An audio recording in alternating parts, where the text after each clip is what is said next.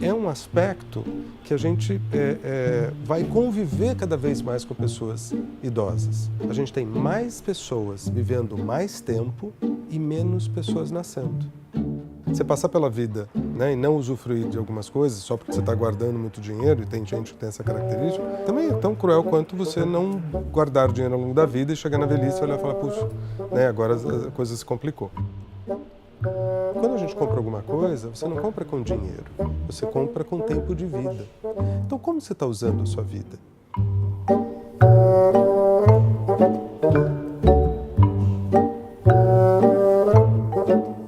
Eu sou a Teté Ribeiro, repórter da Folha, e eu vou entrevistar hoje o Edson Moraes, que ele é um consultor de estratégias. O Edson trabalhou muitos anos no mercado financeiro e agora resolveu se especializar nesses anos finais da vida.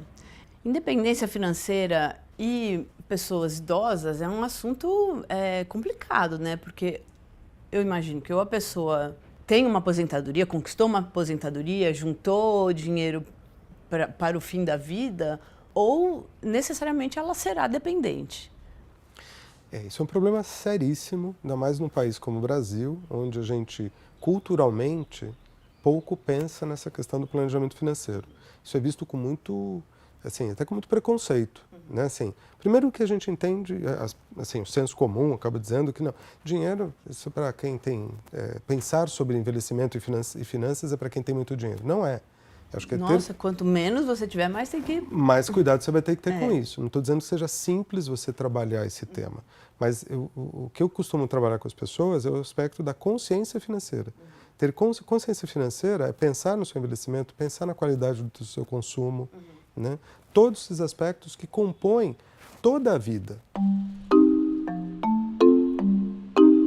A partir dos 60 anos, né, quando a pessoa se torna formalmente, né, e legalmente idosa, o que acaba acontecendo é que é mais complicado. Se a gente já tem um preconceito etário, né, a gente tem o etarismo ou idadismo, como queira chamar, no Brasil, e é muito comum nas empresas já a partir dos 40 anos, aos 60 vai passando o tempo, vai ficando mais complicado. Então as pessoas precisam se reinventar nessa idade. Então, quando a gente fala dessa questão da carreira, a gente tem que trabalhar sobre 3 aspectos. A pessoa precisa estar disposta a estar continuamente aprendendo, continuamente estudando e continuamente prestando atenção para onde o mundo vai. O empresariado precisa começar a olhar para a pessoa mais velha como um potencial, né, de até trabalhar equilíbrio geracional, intergeracional dentro das empresas. Como isso poderia se dar? Com cotas, por exemplo? Então, e aí vem a questão da política pública, que seria o terceiro elemento. Ou seja, vai ser muito importante a gente ter uma política pública que ajude,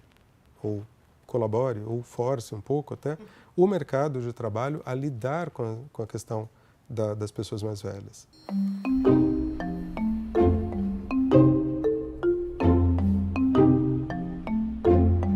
Mas, Edson, o que você está propondo é uma mudança muito radical, é uma mudança que a gente vai ter que envolver a sociedade inteira. Como é que a gente faz com as pessoas que já estão nessa idade? Vamos lá, acho que sim. Claro que essa mudança é só um ponto. Essa mudança vai ter que ocorrer necessariamente até pelo envelhecimento da população.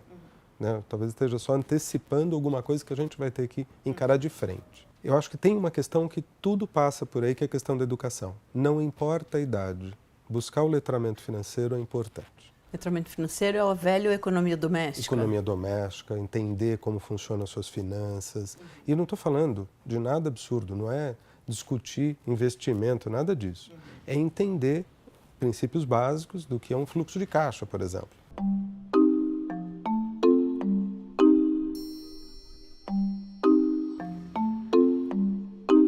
Hoje, o nosso modelo previdenciário, né, a base ou meio sustenta o topo.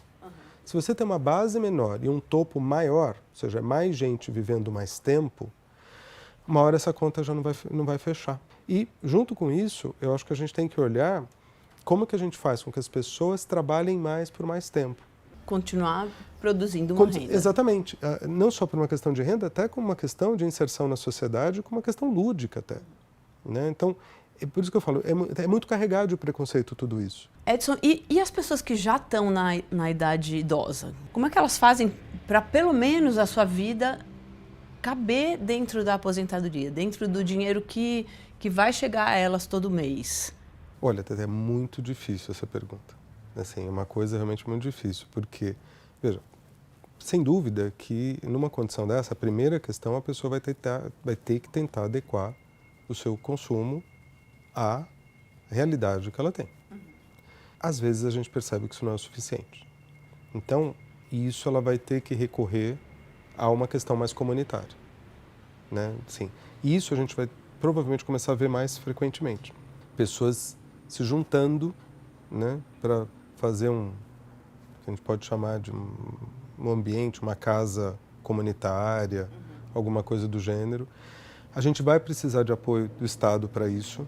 A gente não vai poder desamparar essas pessoas de forma alguma, assim como a gente também, né, tem trabalhos muito bem feitos, muito sérios, né, de cuidado com as crianças, né? A gente vai ter que trabalhar isso cada vez mais com esse cuidado com a pessoa idosa.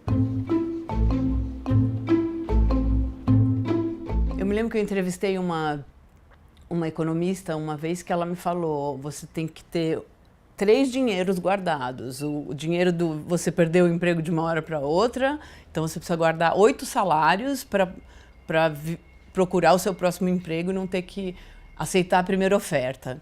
O dinheiro do resto da sua vida e o dinheiro da loucurinha, assim, vai fazer umas férias mais caras de uma hora para outra.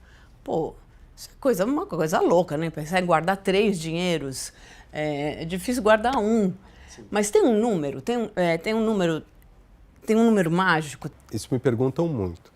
O ponto é, infelizmente, não tem um número mágico. Uma das coisas que que é interessante, se a gente conseguir sempre ter um padrão de vida um tiquinho abaixo do ganho.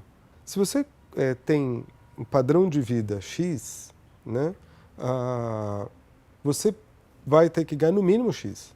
Então, o ponto é ter consciência do seu consumo, ter consciência dos seus objetivos, olhar em perspectiva, entender aonde você quer chegar. Isso continua sendo essencial. Edson, para a gente encerrar esse assunto, você já viu nos seus anos de trabalhar a questão de dinheiro e envelhecimento, uma pessoa mudar o seu perfil? Por exemplo, um jovem com toda a arrogância da juventude, achando que é imortal, é um gastão, virar um idoso que não faz mais isso? Ou o contrário? Já vi as duas coisas. Então, é possível mudar? É possível. Eu acho que, de novo, voltamos para a coisa da consciência. Eu acho que tem as duas coisas. Só que isso é um processo. Só existe um jeito de mudar, que é o desejo da pessoa ir atrás e mudar. Né? Não adianta nem, como na história, ninguém para de fumar porque alguém está falando demais. A pessoa precisa, em algum momento, falar: quero parar de fumar, quero mudar meus hábitos alimentares, quero mexer com a questão, quero lidar de outra forma com a minha questão de consumo e de finanças. Eu acho que dá para trabalhar qualquer aspecto nesse sentido. Tá ótimo. Obrigada. Imagina. Obrigado, eu que agradeço. Foi um prazer.